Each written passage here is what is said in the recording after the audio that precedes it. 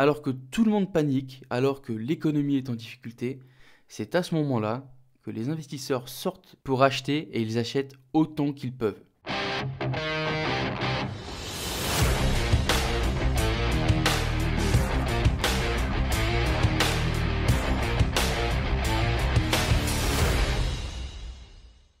Bonjour et bienvenue tout le monde, bienvenue dans ce tout nouvel épisode du podcast Graines d'investisseurs. Comme d'habitude, c'est Anthony et c'est toujours un plaisir de vous accueillir pour l'épisode du jour.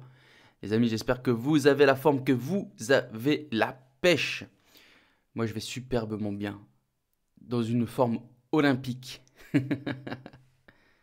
Bon, cette semaine, pas grand-chose, pas grand-chose de nouveau. Visite, et puis encore visite. Je voulais vous parler de quelque chose, mais je le ferai certainement dans un prochain podcast. J'ai vu une information qui est passée sur des groupes Facebook, notamment l'impôt par rapport aux sociétés à prépondérance immobilière l'imposition à 15% pourrait sauter. Alors, j'ai pas lu l'article, j'ai pas lu l'article de loi, donc à ce qui paraît, ça a été voté. Donc, je vais me renseigner de mon côté et je vous donnerai la petite news bien fraîche, certainement dans un prochain podcast. Sinon, les amis, vous pouvez toujours soutenir le podcast. Une note 5 étoiles sur Apple Podcast, sur Spotify, le petit commentaire qui fait du bien. N'hésitez pas à faire... Aidez-moi tout simplement à référencer ce podcast, à le faire connaître au plus grand monde. Je vous rappelle également que vous avez toujours la formation Améliorer ses finances personnelles qui est toujours disponible. On est sur une vraie formation, plus de 2 heures de vidéo, des actions concrètes à mettre en place, une méthode efficace que j'ai moi-même utilisée. C'est une formation qui est totalement gratuite pour vous. N'hésitez pas à vous retrouver les infos dans les notes de l'épisode. J'en profite aussi pour vous inviter à aller sur YouTube, les amis, parce que je suis aussi présent sur YouTube. J'ai lancé une vidéo la semaine dernière. Donc vous pouvez aller voir ça. C'est la chaîne Anthony Touchard. N'hésitez pas, vous retrouvez les podcasts, vous retrouvez des vidéos spécialement pour YouTube. J'ai fait des résumés de livres, etc., etc. Bon, les amis, est-ce qu'on ne commencerait pas directement le podcast? Aujourd'hui, on va parler de quelque chose qui est sans conteste, je pense. L'immobilier, c'est le meilleur investissement que vous pouvez faire à long terme. Et quoi de plus sensé? Parce que quand on regarde pendant des siècles, ceux qui contrôlaient la terre, ceux qui contrôlaient la propriété, historiquement, c'était les membres les plus riches de la société. Et quand on regarde à l'heure d'aujourd'hui, ça n'a pas changé. Ça n'a pas changé. Et donc cet épisode de podcast, je l'ai fait pour que, à la fin de l'épisode, vous ayez une vision claire de la façon dont la richesse s'est construite grâce à l'immobilier et pourquoi les riches ont toujours une partie de leur portefeuille qui est investie, soit dans du terrain très bien placé, soit dans des biens immobiliers. On commence directement par le premier point, je dirais, catégorique, c'est la réserve de valeur. Historiquement, le marché immobilier a dépassé l'objectif en termes de réserve de valeur et de rendement aussi. Après les événements quand même de 2007-2008, il y a beaucoup d'investisseurs intelligents qui ont ramassé des tonnes de biens au rabais. Et l'immobilier, c'est l'un des investissements les plus sûrs que l'on puisse faire. Parce que la valeur des propriétés baisse que très rarement. Et même dans ce cas, quand ça baisse, c'est pour de courtes périodes. Donc vous pouvez être rassuré que la valeur de votre propriété ne sera pas dévaluée à mesure que de nouveaux bâtiments, de nouveaux biens vont se construire. Parce qu'au pire, le prix stagnera. Et donc si on compare ça aux monnaies fiduciaires comme l'euro, qui perdent de la valeur chaque fois que de l'argent neuf est imprimé, l'immobilier c'est tout le contraire. Donc vous voulez que votre valeur soit à l'abri pour les générations futures, commencez à partir de maintenant. Achetez des terrains qui sont bien placés, achetez de l'immobilier physique. Alors je vais quand même mettre des guillemets, parce que je vous dis que ça baisse que très rarement, etc. Maintenant, me faites pas dire ce que j'ai pas dit. Il y a secteur et secteur. Bien sûr, si tu vas sur un secteur qui est en déclin total. On était en 2000, on était sur une population de 50 000, et puis en 2022, il reste 7 pélos. Bon, effectivement, tu te doutes bien que t'es pas sur un bon secteur. Maintenant, si tu es sur un secteur. Et je vous dis pas d'aller sur Paris, d'aller sur des grosses villes. Non, t'as des villes, tu vois. Moi, je prends exemple sur le nord de la France, Valenciennes. Valenciennes, c'est un très bon secteur. Dans 10 ans, tu revendras pas à perte, tu vois. Donc, dans ce que je vous dis, en fait, je parle de villes dans ce style. D'accord? Deuxième point, catégorie, je vous en ai déjà parlé, hein, mais c'est l'appréciation naturelle. La population est en constante augmentation. Sur ça, je pense que on est tous d'accord. Les gens ont besoin d'endroits où vivre. Les gens ont besoin de faire des affaires, de faire du business. 3. La plupart des entreprises sont concentrées dans des villes qu'on va dire sensibles. C'est pas j'ai une ville, je sais pas, on va garder Valenciennes. Il n'y a pas une entreprise à Valenciennes, et puis l'autre elle est à Lille, et puis l'autre elle est à Brest. Non, il y a plein d'entreprises qui sont concentrées dans des villes. Donc s'il y a des entreprises, il y a du business. S'il y a du business, il y a des gens. S'il y a des gens, il y a besoin de logement, tout simplement. Et ces trois choses font constamment grimper la demande, en fait, par rapport au logement.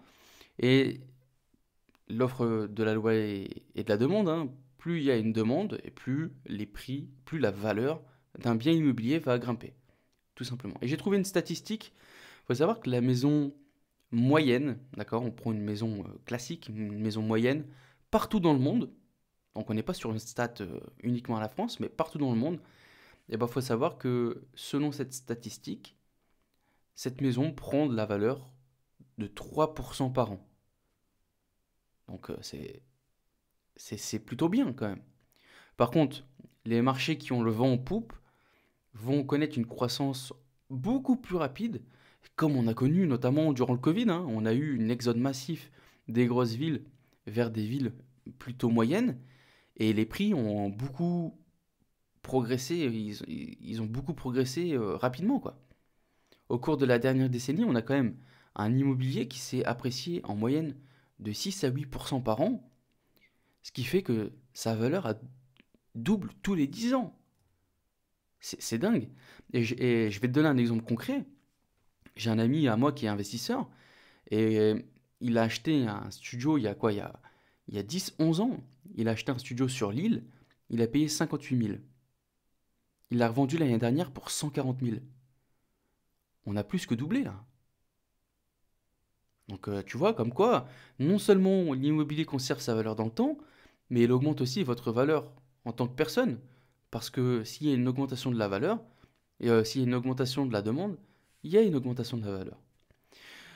Le point numéro 2, du coup, c'était l'appréciation naturelle. Maintenant, on va voir son meilleur pote, l'appréciation forcée. En plus de l'appréciation naturelle, il existe quand même des choses à mettre en place, des choses qu'on peut utiliser pour augmenter nous-mêmes la valeur d'un bien. Je pense que vous avez tous deviné, mais rénovation, beaucoup de peinture, réparation du toit, ajouter de la technologie. Tout ça, c'est ce qu'on appelle de l'appréciation forcée, et ça va augmenter la valeur de la propriété grâce à des efforts directs et à des investissements dans son logement. Remplacer les fenêtres, comme je viens de vous dire, la peinture, ajouter des panneaux solaires, faire d'une très belle déco, etc., etc. Et tout ça, ce sont des outils qui peuvent forcer la valeur d'une propriété à monter. Et c'est la principale raison pour laquelle l'ensemble du marchand de biens existe. Les gens trouvent des propriétés en mauvais état. Souvent, elles sont sous-évaluées. Et eux, ce qu'ils vont faire, c'est qu'ils vont augmenter leur valeur via des travaux. Et puis, ils vont empocher un petit profit, quoi, tu vois. Et je vais faire un petit... je rebondis un peu sur la décoration intérieure. Mais ça, les gars, ça fait vraiment tout. La décoration, ça fait vraiment tout. On peut passer d'un bien à, je sais pas, on va dire un bien standard, on va dire 100 000 balles. T'as une maison à exactement la même, exactement c'est deux sœurs jumelles, d'accord? Tu as une maison à 100 000, une maison à 120 000. Sauf que la première maison, elle a une décoration toute claquée, des peintures fades. euh, Tu vois que la maison est pas très bien entretenue, tu vois, c'est pas... Et puis, de l'autre côté, tu as la deuxième maison, c'est exactement la même, sauf qu'il y a une décoration intérieure qui claque. On a des peintures qui envoient du cachet, on voit que, putain, ça brille. Et ben, cette maison, même si c'est deux biens similaires, se vendra toujours plus cher que l'autre maison. Juste parce qu'ils ont une déco qui claque. Et c'est vrai que moi, j'en ai fait le constat parce qu'au début, en fait, je faisais des... Je faisais du classique, tu vois. Dans mes logements, je mettais des meubles vite fait, tu sais, des meubles blancs, tout flin. Ikea, tu vois le truc. Et c'est vrai qu'avec une belle déco, avec... alors moi, au niveau des peintures, je reste toujours en blanc. Pour l'instant, j'ai jamais... Un jour, je vais essayer de mettre mes goûts. Mais le problème, c'est que voilà, les goûts et les couleurs, c'est personnel, tu vois. Peut-être que moi, je vais kiffer mettre une couleur top et puis le locataire qui va arriver, il va détester, tu vois. Donc la peinture, je suis toujours mitigé. Pour l'instant, je laisse toujours en blanc.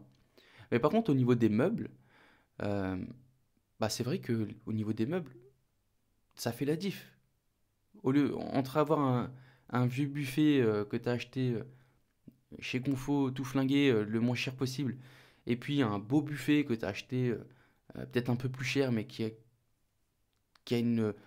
qui résonne en qualité, tu vois, eh ben ça fait la diff.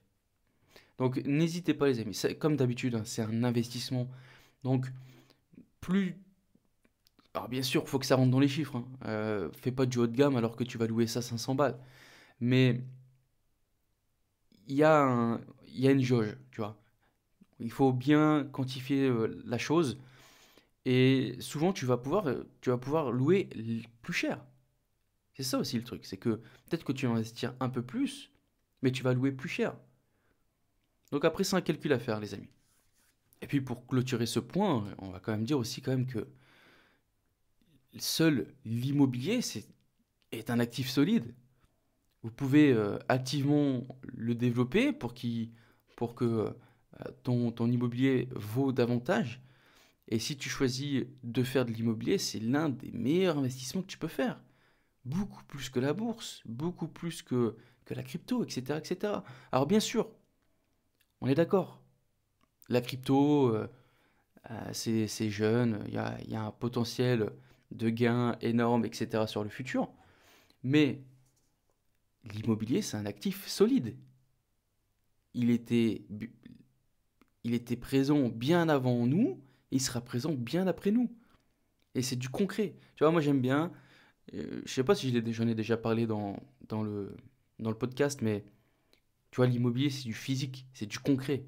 Tu sais que tu peux te rendre, bon, à moins qu'il y ait une tornade, mais tu sais que tu peux te rendre dans ta rue et tu vas le voir, ta maison, tu vas le voir, ton immeuble.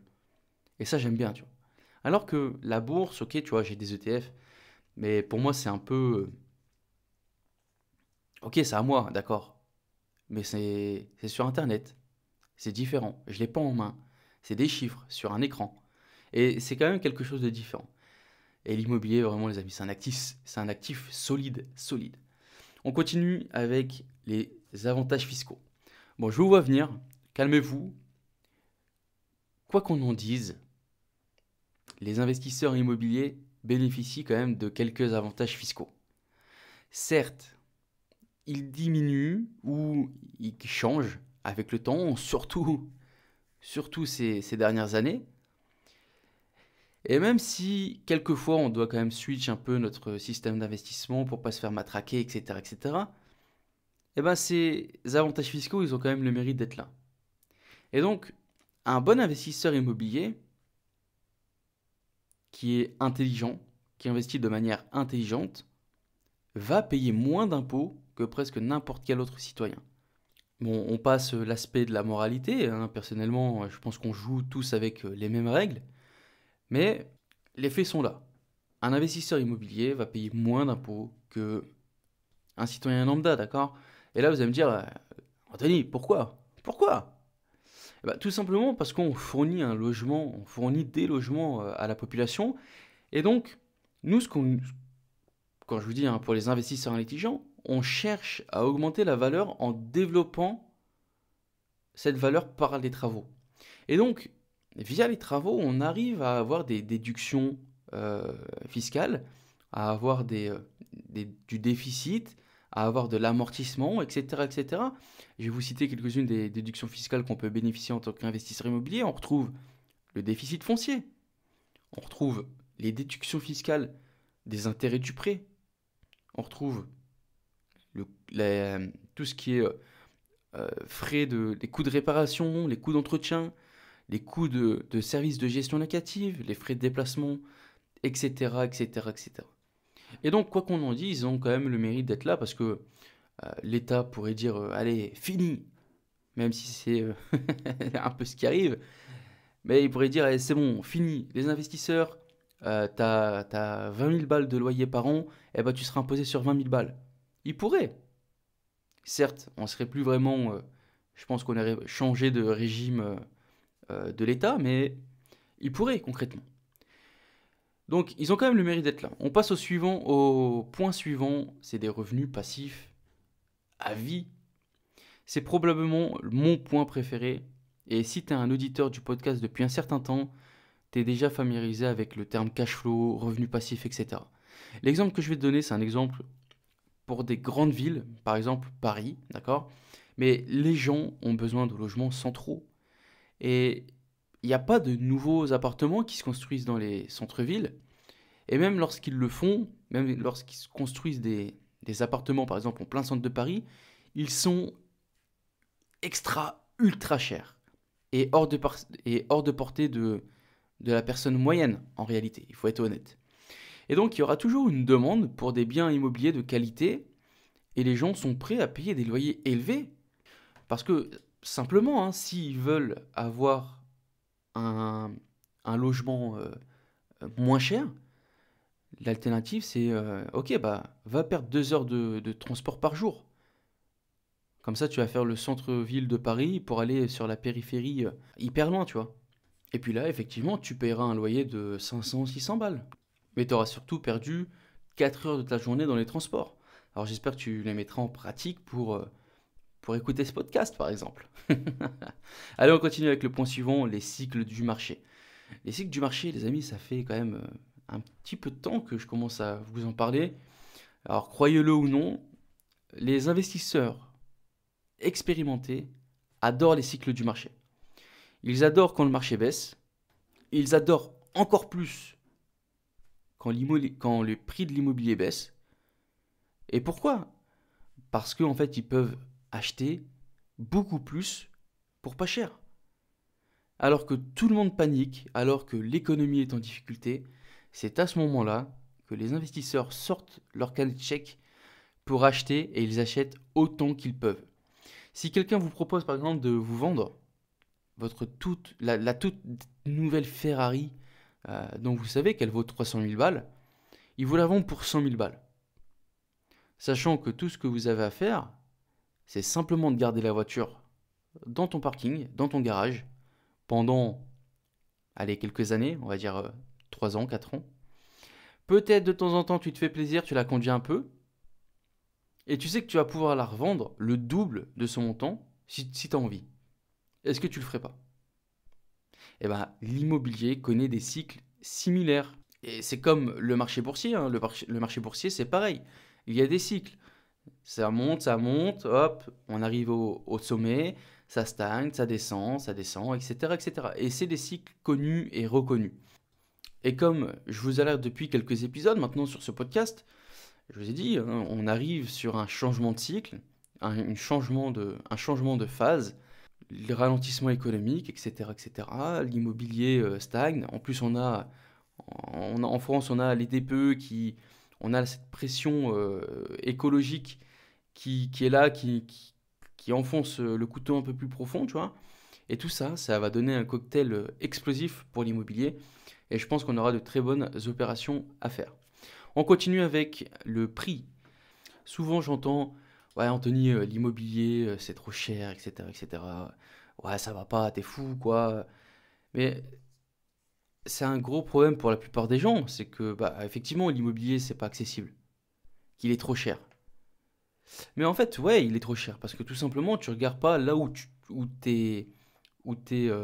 comment dire, tes revenus peuvent te permettre d'acheter. Si tu gagnes, je sais pas, on va dire 2000 euros, ce qui est déjà un salaire plutôt, je pense que la moyenne, on est à 2300 en France, mais ouais, c'est pas un salaire non plus dégueulasse. Bah 2000 euros, effectivement que tu achètes pas Paris, bien sûr. Mais si, tu vois, regarde, je te prends un exemple concret. Ma ville, on est sur une ville de 60 000 habitants. Euh, je pense que le salaire moyen, on doit être aux alentours de, ouais, on doit être aux alentours de 2000 aussi, je pense. Et bah, dans cette ville, tu es capable d'acheter une maison pour 110 000, 180 000, 200 000, allez, 250 000, tu as une petite villa propre, tu vois. Donc, il n'y a pas que Paris en France, c'est ça. Paris, c'est un marché dans un marché. Ensuite, on a d'autres villes, Lille, Bordeaux, Lyon, une ville au niveau de la Bretagne, j'ai plus trop le nom. Et ça, c'est encore d'autres villes, tu vois, c'est vraiment du patrimonial. C'est-à-dire que tu achètes là-bas, tu perds pas de valeur. T'es quasiment, genre, je vais mettre des guillemets, mais t'es quasiment sûr de gagner du, en valeur chaque année. Chaque année de détention, ton bien prend de la valeur. Alors que dans des villes comme, par exemple, là où j'investis, je vais garder 5 ans. Dans 5 ans, je vais peut-être revendre aller avec peut-être 5% de plus. Après, ça dépend avec les améliorations que j'aurais faites, etc., etc. Mais c'est pas du tout les mêmes marchés. Huitième point, on est sur le financement. Les amis, en France, on a une chance phénoménale. Partout dans le monde, on va dire développé, on a un accès aux banques très simple. Les banques accordent des crédits si tu es en CDI, enfin si tu es employé, si tu travailles, et si tu prouves que tu as les moyens de rembourser l'argent. Et on est chanceux d'avoir cet accès aux banques qui est vraiment très facile. Tu peux, même en France, surtout en France, tu peux même obtenir des prêts sans apport. Et ça, c'est incroyable. Alors bien sûr, les conditions se durcissent, on est d'accord. Mais il faut aussi relativiser. Au final, ça reste quand même des taux honorables. Et il faut pas se plaindre que le jeu soit truqué, par exemple, parce que dans ce cas-là, c'est à toi d'apprendre les règles. Tu veux jouer au jeu, tu apprends les règles du jeu, tout simplement. Alors bien sûr, tu vois, quand tu vas dans quelques années, même très proche, quand tu vas emprunter à 4-5%, et que tu te rappelleras que, putain, tu avais fait un prêt à 0,97 il y a quelques années, effectivement, ça fait chier. Mais c'est comme ça, c'est les cycles. Tu feras refinancer ton prêt un peu plus tard. Il n'y a pas de souci quand les taux reviendront à 1, 1,5. Là, tu seras jackpot. Et c'est aussi une stratégie hein, d'acheter là où quand les taux sont élevés, les gens ne peuvent plus emprunter la même somme. C'est-à-dire que le coût du crédit est différent. Entre un crédit à 200 000 avec un taux à 1 et un crédit à 200 000 avec un taux à 3, le coût du crédit est différent. La mensualité du crédit est différente. Donc, c'est aussi une stratégie hein, d'acheter avec un taux beaucoup plus fort et te dire, ok, bah, je temporise le temps que les prêts bancaires redescendent et puis je refais refinancer parce que dans ce cas-là, tu auras acheté moins cher au prix, au prix payé, tu auras acheté moins cher. Et puis, une fois que tu baisses le coût du crédit, tu payes encore moins cher. Là, c'est jackpot sur tous les tableaux, tu vois. Et c'est comme ça que tu vas faire de l'argent. Allez, on continue avec le point suivant, quelque chose d'hyper important. N'oubliez pas que c'est d'autres personnes qui vont payer votre investissement pour vous. Disons que on se concentre uniquement sur du locatif, hein, on laisse l'achat-revente de côté. Tout ce que vous avez à faire, c'est de vous assurer que les revenus qui proviennent de votre bien locatif sont supérieurs à votre prêt, plus toutes les dépenses. Imaginons, tu achètes un bien à 100 000 balles, tu mets 20 000 balles d'apport, c'est-à-dire que tu fais un prêt de 80 000 sur 20 ans. Ton bien se loue, j'ai pris des chiffres ronds, hein, il se loue 1200 euros par mois. Toutes tes dépenses, remboursement de prêt, impôts, assurance, réparation, gestion locative, vacances locatives, tout ça, ça chiffre pour un total de 1079 euros. Et bien, ce logement a un flux de trésorerie, un cash flow positif de 121 euros. C'est-à-dire qu'au cours des 20 prochaines années, 121 balles tous les mois dans ta poche. Pendant que ton locataire paye ton prêt, paye tes dépenses, rembourse ton capital, toi, tu as de l'argent en plus de ça. Et dites-moi où vous pouvez obtenir un autre investissement de ce type aussi facile. Nulle part, nulle part. 90% de tous les millionnaires sont investis dans l'immobilier. Et maintenant, vous savez pourquoi, les amis. Clair et net. Et n'oubliez pas aussi, les amis, c'est que souvent, souvent j'entends, ah, j'ai pas de cash flow, j'ai pas de cash flow, etc., etc. Mais les amis, il y a le cash flow. Effectivement, le cash flow, c'est le jackpot, c'est le saint graal. C'est-à-dire que là, maintenant, ton investissement te rapporte de l'argent réel dans ta poche. Après avoir tout payé, il te reste de l'argent pour toi, que tu peux aller au McDo dépenser. Effectivement, c'est de l'argent concret. Mais n'oubliez pas, il y a quelque chose d'hyper important aussi. C'est le remboursement de capital. Le remboursement de capital, beaucoup le zappent, et pourtant c'est là où tu gagnes réellement de l'argent. Ton remboursement de capital auprès de la banque. Parce que t'as un petit cash flow de 100 balles par mois, c'est cool. Mais quand tu vois que ton capital remboursé tous les mois, c'est 300 balles, le vrai argent se trouve dans le remboursement de capital. Et ça, faut vraiment pas l'oublier. On continue avec un terme un petit peu technique. Immobilisation corporelle. Ah, il fallait une petite touche aussi un peu intello dans ce podcast. De nombreux investisseurs, dont moi, je crois qu'il faut voir et toucher leur investissement. Et personnellement, comme je vous l'ai dit tout à l'heure, j'ai une sensation différente pour mon argent qui est placé en bourse, pour mon argent qui est placé en crypto. Tu vois, c'est quelque chose qui n'est pas palpable, pas réel. Et c'est pour ça que j'aime, moi, l'immobilier, parce que c'est mon choix préféré, tout simplement parce que, voilà, tu peux pas te tromper en possédant des biens. Tu vas dans cette rue, tu le vois, il est là, il est concret, il est devant toi, tu le gardes devant ta propriété, tu vois. Et ça, c'est cool. Allez, on continue, on enchaîne avec le point suivant. C'est, on va parler assurance. Les compagnies d'assurance sont présentes partout dans le monde. Jusque-là, je vous apprends rien. C'était une information quand même que je voulais dire. Mais sachez quand même que chaque bien, chaque parcelle de terrain peut, et je vous dirais même devrait, être assuré. Il existe toute une infrastructure autour de l'assurance de biens immobiliers avec des courtiers, etc., etc. Et tout ça, ils se font concurrence pour obtenir les meilleurs tarifs avec la couverture la plus élevée. Avec votre bien qui est assuré, vous dormez tranquillement la nuit. Parce que votre locataire va également couvrir ce coût. Va me trouver un investissement où, quoi qu'il arrive, tu peux être remboursé. Je vous donne un exemple concret. Moi, je connais un investisseur. Dans son malheur, il a quand même eu... il s'en est quand même vraiment très, très, très bien sorti. Il a eu un dégât, un incendie dans son immeuble. Et son dernier appartement ravagé, pompiers intervenus, de l'eau, du coup infiltration d'eau en dessous, etc. Bref, logement, tout l'immeuble était flingué. Eh ben, grâce aux assurances, son immeuble est tout neuf. Tout neuf. L'assurance du locataire a pris en compte, sa PNO a pris d'autres choses en compte, etc., etc. Il s'est retrouvé avec un bien neuf. Va me trouver un autre investissement qui est capable de te faire ça.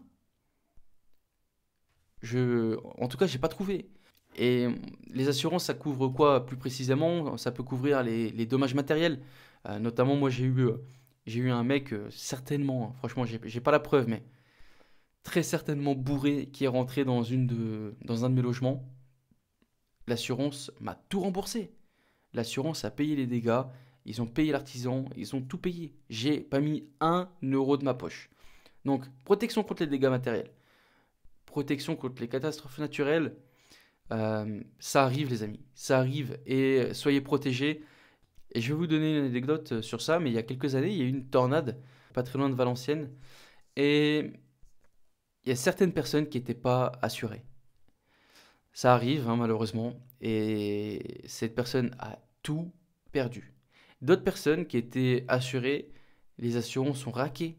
Et là, je peux vous dire que le secteur, c'est que des maisons neuves. Que des maisons neuves.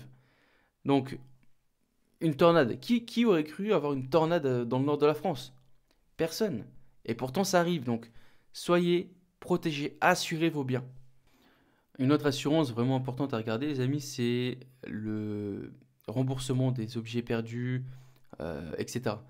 Le vol et les cambriolages se produisent et donc vous devez aussi vous protéger contre ça. Et je vous dis ça notamment lorsque vous faites de la rénovation. Lorsque vous faites de la rénovation, vous avez du matos qui est stocké à l'intérieur. Surtout si vous faites vous-même, si c'est vous qui avez acheté le matos et que vous faites voler les amis et que vous n'êtes pas assuré pour ça, c'est la merde pour vous. C'est perdu. Si vous n'avez pas d'assurance pour ça, tout le matos volé, tout le placo, tous les rails, tout ça, c'est perdu. Et un dernier point, notamment, c'est les protections juridiques. Les gens, maintenant, ils ont plus de honte. Ils ont plus de honte. Ils sont capables d'aller en face à face devant le juge juste pour vous faire galérer, pour vous faire raquer, etc. Donc, soyez protégés. Malheureusement, la justice, ça coûte cher quand on n'a pas les aides juridictionnelles, etc., etc. Ça coûte cher. Donc, assurez-vous d'avoir une assurance qui couvre les frais de justice, les frais d'avocat, etc. Allez, on enchaîne avec l'avant-dernier point. On va parler de diversification. Quand on pense à l'immobilier, on imagine un appartement, une maison, loué à une seule famille, etc., etc. Mais en réalité, il existe une pléthore d'options pour investir dans l'immobilier, que ce soit du studio à l'appartement familial, de l'immeuble loué à plusieurs familles, de la location courte durée comme du Airbnb, Booking, de l'immobilier commercial, etc., etc., etc. On a énormément de choix dans l'immobilier. Tu as juste à trouver ce qui, toi, te plaît, hein. Peut-être que toi, tu n'as pas envie de te prendre la tête avec des familles. Dans ce cas-là, tu vas t'orienter plus vers du commercial ou peut-être faire de la location de loisirs, etc., etc. Allez, dernier point de pourquoi l'immobilier, c'est le meilleur investissement que vous pouvez faire à long terme. On va parler liquidation. Tout simplement, c'est un actif qui est quand même assez facile à liquider. Si jamais vous avez un besoin d'argent rapide, alors ok, c'est pas aussi facile que de liquider des actions en bourse, par exemple en fonction de la forte demande, d'accord? Mais il y a toujours quelqu'un qui cherche à acheter. Il faut quand même en moyenne compter entre 60 et 90 jours à une personne moyenne pour vendre une maison, bien que ça peut sembler beaucoup. En réalité, c'est pas vraiment le cas hein, quand on y pense. Et selon votre secteur, votre bien, la vente peut très bien se dérouler en un mois. Si tu as acheté un bien qui est bien placé, tu veux pas faire le gourmand, tu le vends au juste prix, un agent immobilier compétent te le vend dans la foulée. Et donc, imaginons que tu arrives à choper genre le meilleur acheteur du monde, il te l'achète cash, ou voilà, il a une très bonne situation, il a déjà son obtention de prêt, etc. Et son dossier est déjà monté. En un mois, en un mois, t'as vendu ta maison. Et attendre, allez, franchement, même 3 mois quand on y pense, même 3 mois, attendre 3 mois pour avoir, je sais pas, on va dire 200 000 balles, bah c'est raisonnable quand même. C'est raisonnable. Bon, voilà les amis, ça conclut l'épisode sur pourquoi l'immobilier est pour moi le meilleur investissement à faire sur le long terme. J'espère que cet épisode vous aura plu. N'hésitez pas à soutenir le podcast, 5 étoiles sur Apple Podcast, un petit commentaire qui fait plaisir comme d'habitude. Vous pouvez aussi me rejoindre sur Instagram, Anthony-THRD, de façon dont vous retrouvez toutes les informations dans les notes de l'épisode. Je vous souhaite de passer une très bonne semaine. N'oubliez pas 1% chaque jour et je vous dis à la semaine prochaine. Ciao, ciao, ciao!